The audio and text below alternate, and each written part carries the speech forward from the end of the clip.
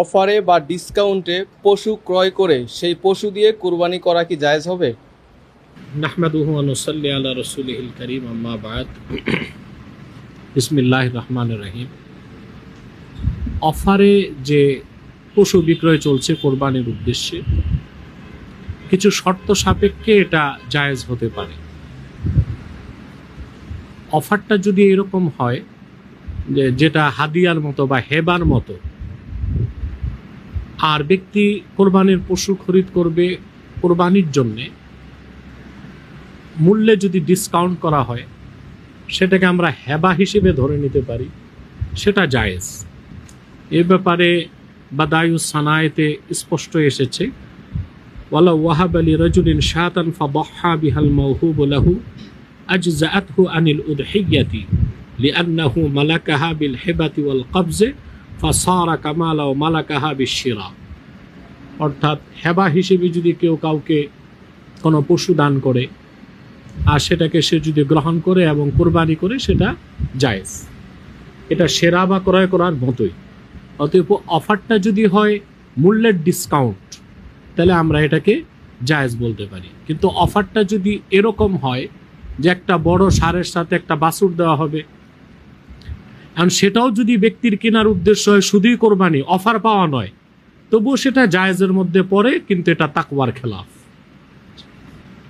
এই বিষয়গুলোতে আমাদের সতর্ক থাকা উচিত। কিন্তু বাংলাদেশে অফারের নামে এমন কিছু কাজ হচ্ছে যেটা বাইয়ে ফাসেদের অন্তর্ভুক্ত হয়ে যায়। যেমন পশু, এটাকে ওজনে মেপে তারপর বিক্রি হচ্ছে।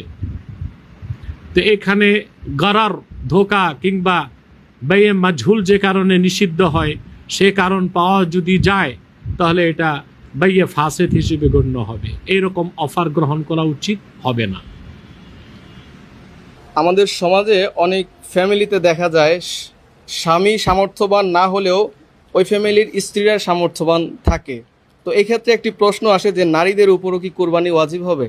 নারী যদি সম্পদশালী হয়, সে যদি তার উপর যদি ফেতরা ওয়াজিব হয় এবং সে যদি মালেকে নেসাব হয়, তাহলে পুরুষের উপর যেভাবে ওয়াজিব হয় মহিলার উপরও সেভাবে ওয়াজিব হয়।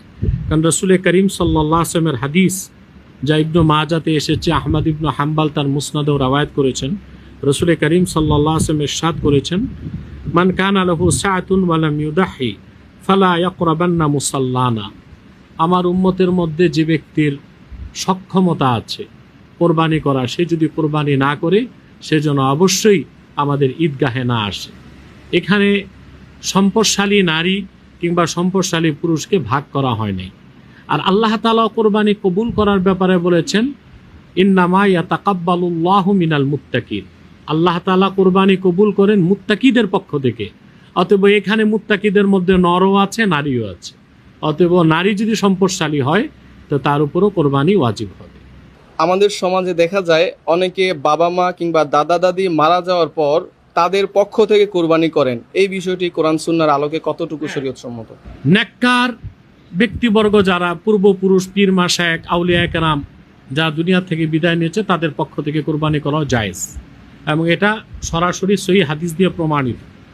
যেমন রাসূল করিম সাল্লাল্লাহু আলাইহি সাল্লামের একটা নির্দেশ ছিল হযরত আলীর প্রতি, যেটা সুনান আবি দাউদে এসেছে। হাদ্দাসানা উসমান ইবনে আবি শাইবাতা হাদ্দাসানা শারীকুন আন আবিল হাসানা আনিল হাকামি আন হানাশ قال رأيت عليا يضحي بكبشين فقلت ما هذا فقال إن رسول الله صلى الله عليه وسلم أوصاني أن أضحي عنه فأنا أضحي عنه। হাদিস থেকে স্পষ্ট প্রমাণিত হয় যে হযরত আলী রাদিয়াল্লাহু তাআলা আনহু দুইটা কাবাশ কোরবানি করেছিলেন। তাকে জিজ্ঞেস করা হয়েছিল কেন কোরবানি করলেন, তিনি বলেছেন, হযরত আলী, যে আল্লাহ রাসূল সাল্লাল্লাহু আলাইহি ওয়াসাল্লাম আমাকে ওসিয়ত করেছিলেন আমি যেন ওনার পক্ষ থেকে কোরবানি করি, সেজন্য আমি কোরবানি করেছি। তার থেকে বোঝা যায় যে আল্লাহর হাবিব সাল্লাল্লাহু আলাইহি সাল্লামের উম্মতের মধ্যে যারা নেককার, তারা পূর্ববর্তী নেককার আউলিয়া কেরাম বা নেককার পিতামাতা তারা যদি দুনিয়া না থাকে তাদের পক্ষ থেকে কোরবানি করতে পারে। আমাদের সমাজে অনেককে দেখা যায় যারা সম্পদশালী, যাদের কাছে অন্তত 5 লক্ষ টাকা রিজার্ভ আছে কিন্তু তারা ঋণ হয়ে আছে অন্তত 10 লক্ষ টাকা। আবার অনেকে দেখা যায় যাদের কাছে 1 লক্ষ টাকা আছে কিন্তু তাদের ঋণের পরিমাণ তার চাইতে অনেক বেশি। তো সেই ক্ষেত্রে একটা প্রশ্ন আসে যে ঋণগ্রস্ত ব্যক্তির উপর কি কোরবানি ওয়াজিব হবে, বা হলে সেটার সুরত কিরকম হতে পারে? ঋণগ্রস্ত ব্যক্তি যদি তার ঋণের যে টাকা তা বাদ দেওয়ার পর তার কাছে যদি এতটুকু টাকা থাকে যার মাধ্যমে সে সাহেবে নেসাব হয় কিংবা তার উপর ফেতরা ওয়াজিব হয়, তাহলে সে অবশ্যই কোরবানি দিতে হবে। উজুবিয়ত তার ক্ষেত্রে থেকে সাকেত হবে না। কোরবানির চামড়া বিক্রি করে সেই টাকা মালিক পক্ষ অর্থাৎ যারা কোরবানি দিয়েছে তারা গ্রহণ করতে পারবে কিনা? প্রথমত কথা যে কোরবানির চামড়াটা যদি খেতে পারে লোক খাবে। আমাদের বাংলাদেশে বরিশালে কিছু অঞ্চল আছে, ওরা গরুর মাথার চামড়াটা খায়। আর যদি বিক্রি করে দেয় তখন সে টাকাটা ইয়েতিম মিসকিন ফোকারাদের হক হয়ে যাবে। তখন সেটা যে কোরবানি করলো বা ধনী কারোর জন্যই তা গ্রহণ করা বা ব্যবহার করা উচিত হবে না। কোরবানির জন্য ক্রয়কৃত পশুর দাঁত, লেজ বা কানের আংশিক ত্রুটি থাকলে সেই পশু দিয়ে কোরবানি হবে কিনা? দাঁতের ব্যাপারে বিষয় আছে। দাঁত যদি কয়েকটা না থাকে, বাকি দাঁতগুলো দিয়ে যদি খেতে পারে তাহলে হবে। শিং, কান, লেজের ব্যাপারে হচ্ছে শিং যদি জন্মগত না থাকে কিন্তু গরুর বয়স হয়ে যায় 2 বছর বা তার বেশি, তাহলে জায়েজ হবে। আর যদি শিং হওয়ার পর কোনো কারণে শিং ভেঙে যায়, 2 ভাগ যদি থাকে তাইলেও কোরবানি হবে। এর বেশি যদি ভেঙে যায় তাহলে কোরবানি হবে না। লেজের ক্ষেত্রে একই হুকুম, কানের ক্ষেত্রে একই হুকুম।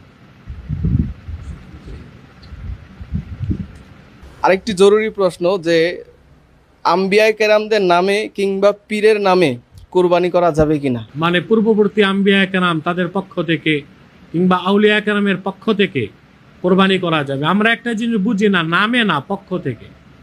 আর প্রত্যেক আশিক উম্মতের উচিত কোরবানি করার সময় অন্তত একটা বকরি আল্লাহর হাবিব সাল্লাল্লাহু আলাইহি ওয়াসাল্লামের পক্ষ থেকে সে কোরবানি দিবে।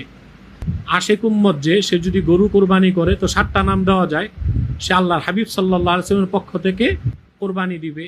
আর 6টা নাম সে তার পিতা, মাতা, আত্মীয় স্বজন তাদের পক্ষ থেকে দিবে।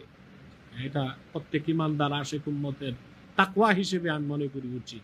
অপ্রাপ্ত বয়স্ক যদি কেউ মেরাসি ভাবে কিংবা অন্য কোনো ভাবে সম্পদশালী হয় তাহলে তার উপর কি কোরবানি ওয়াজিব? না, মুসলিম আকেল বালেগ হতে হবে। যেহেতু বালেগ না হওয়ার আগ পর্যন্ত তার উপর ওয়াজিব হবে না। সম্পদশালী হলেও যেহেতু সে বালেগ যতক্ষণ না হবে ততক্ষণ পর্যন্ত তার উপর আবশ্যক হবে না কোরবানি। বর্তমানে বাংলাদেশের সিলেট, নোয়াখালী সহ বিভিন্ন অঞ্চলে বন্যা চলে, তাই কোরবানি না করে সেই টাকা যদি বন্যার্তদের মাঝে সাহায্যের জন্য দান করা হয়, এ বিষয়টি কেমন হবে? না, প্রয়োজনে এত দয়ালু যারা কোরবানি দিতেই হবে, বিগায়ের ওজর, যার উপর কোরবানি ওয়াজিব সে যদি কোরবানি না দেয়, ইবনু আবিদিন শামী রহমতুল্লাহ ফতোয়া, সে ফাসেক। অতএব অতিরিক্ত বদান্যতা দয়া দেখাতে যে নিজের তো ফাসেক হওয়ার সুযোগ নেই, তার কোরবানি সে দিবে। বেশি দয়া হলে বন্যার্তদের জন্য সে বাড়ির চাল খুঁটি বিক্রি করে দিয়ে আসবে, তাই বলে কোরবানি তার থেকে সাকেত হবে না। আসলে একটা চক্র বাংলাদেশে আছে যারা মানুষকে, যারা হিন্দুত্ববাদী, পৌত্তলিকতায় বিশ্বাসী, তাদের এজেন্ট, তাদেরকে সবসময় দেখেছি কোরবানি থেকে মানুষকে নিরাসক্ত করার চেষ্টা করে। তারাই এসব কথা বলে। তো তারা বলুক যে ঈদ উপলক্ষে শপিং সেন্টারগুলো বন্ধ করে দেওয়া হোক, অতিরিক্ত যে বাজার হচ্ছে এই টাকাগুলো জমা করে আমরা বন্যার্তদের দিয়ে আসি। কোরবানি না করার প্রশ্ন আসবে কেন? বরং কোরবানি দেওয়ার মাধ্যমে যে গোশতগুলো হবে এগুলো যে বন্যার্তদের দিয়ে আসলে বেশি সওয়াব হবে, তাই বলে কোরবানি বাদ দেওয়া যাবে না। বন্যার্তদের কি দিতে হবে? খাদ্য সহায়তা সবচেয়ে বেশি দরকার, আর এই বন্যার্ত অবস্থায় তাদের পুষ্টি সহায়তা বেশি দরকার। সেজন্য তো বেশি বেশি কোরবানি দেওয়া উচিত, আর গোশতগুলো তাদের দিয়ে আসা উচিত। কোরবানিকে বাদ দেবার সুযোগ নাই। যার উপর ওয়াজিব তাকে কোরবানি দিতে হবে। বন্যায় অতিরিক্ত জলাবদ্ধতায়, চিকিৎসার অভাবে কিংবা যদি কেউ ক্ষুধার যন্ত্রণায় দুর্ভিক্ষে মারা যায়, তারা কি শহীদ মৃত্যু লাভ করবে? যদি ইমানদার মুমিন অবস্থায় ক্ষুধার যন্ত্রণায় কিংবা বন্যার পানিতে মৃত্যুবরণ করে, আল্লাহ তাকে শাহাদাতের মর্যাদা দান করবেন। তবে সুহাদা বা শহীদগণের রাতবাব ভিন্ন ভিন্ন। যুদ্ধের ময়দানে যারা শাহাদাত বরণ করে তাদের মর্যাদা সর্বোচ্চ। আর বন্যা, প্রাকৃতিক দুর্যোগ কিংবা অভাব অনটন, ক্ষুধার যন্ত্রণায় কেউ মারা গেলে ইমানদার হলে আল্লাহ তাকেও শাহাদাতের দরজা দান করবে। বন্যার্তদের মাঝে অনেককে দেখা যায় যারা পূর্বে সম্পদশালী থাকলেও বন্যা চলাকালীন সময়ে পরিস্থিতির শিকার হয়ে তারা মানুষের কাছ থেকে সাহায্যের জন্য হাত বাড়ায়, সেক্ষেত্রে এরকম ব্যক্তিদেরকে জাকাত দিলে জাকাত আদায় হবে কিনা? অবশ্যই জাকাত আদায় হবে। আরেকটি প্রশ্ন আসছে যে চারিদিকে বন্যা, সবকিছু ডুবে যাচ্ছে, অনেক জায়গায় মানুষ জলাবদ্ধভাবে আটকে যাচ্ছে, এটা কি আল্লাহর পক্ষ থেকে কোনো গজব? আমরা গজব সরাসরি বলতে পারি না। আল্লাহ তাআলা তো বলেছেন জহরাল ফাসাদু ফিল বাররি ওয়াল বাহরি বিমা কাসাবাত আইদিন নাস। জল এবং স্থলের যে বিপর্যয়, এটা মানুষের হাতের কামাই। আমাদের গুনাহের কারণে, কারো কারো গুনাহের কারণে, অপরাধের কারণে অনেক সময় আল্লাহর পক্ষ থেকে বিপর্যয় আসে। সেটাকে আমরা পুরাপুরি আযাব না বললেও এক ধরনের ইমতিহান বা আমাদের জন্য তাম্বিহ হিসেবে আমরা এটাকে এর থেকে ইবরত হাসিল করতে পারি। আর এটা আল্লাহ তাআলা যে সিস্টেম রেখেছেন সৃষ্ট জগতের মধ্যে, ন্যাচারাল বা প্রাকৃতিক কারণেও হতে পারে। আল্লাহু আ'লামু বিস-সাওয়াব।